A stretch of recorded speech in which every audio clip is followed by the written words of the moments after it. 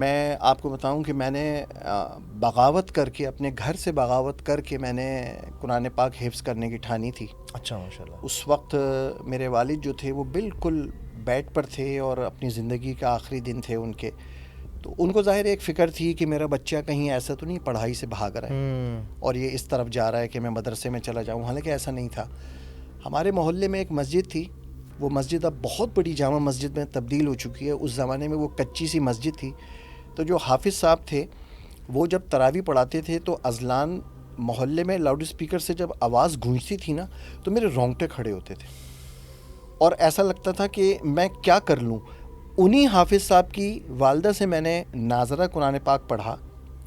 اور میں نے ان سے کہا، میں نے کہا خالہ، میں جس طریقے سے یہ آپ کے بیٹے پڑھاتے ہیں، آواز آتی ہے، سارے لوگ سنتے ہیں، کیا میں بھی ایسے کر سکتا ہوں؟ بس انہوں نے میری بات کو پک کیا اور دوسرے یا تیسرے دن میری والدہ کو بلا کے کہا کہ دیکھو تمہارے بچے کے اندر کرنٹ ہے، یہ ہر کسی کے اندر نہیں ہے، میں نے سینکڑوں بچوں کو پڑھایا ہے، اگر ہے تو اس کو جانے دینا۔ بات چلتی رہی، میری والدہ نے بڑے ڈر ڈر کے میرے والد سے کہا، میرے والد نے مجھے بلایا اور مجھے یاد ہے کہ جب انہوں نے کہا کہ بیٹا سچ سچ بتاؤ، میں نے کہا پاپا مجھے بہت شوق ہے، مجھے بہت شوق ہے، اور میں اسکول چھوڑنے کو تو نہیں کہہ رہا، میں اسکول بھی پڑھوں گا اور میں حفظ بھی کروں گا۔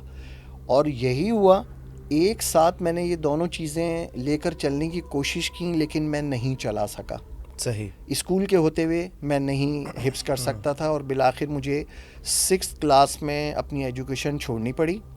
اور 2 سال 2.5 مہینے میں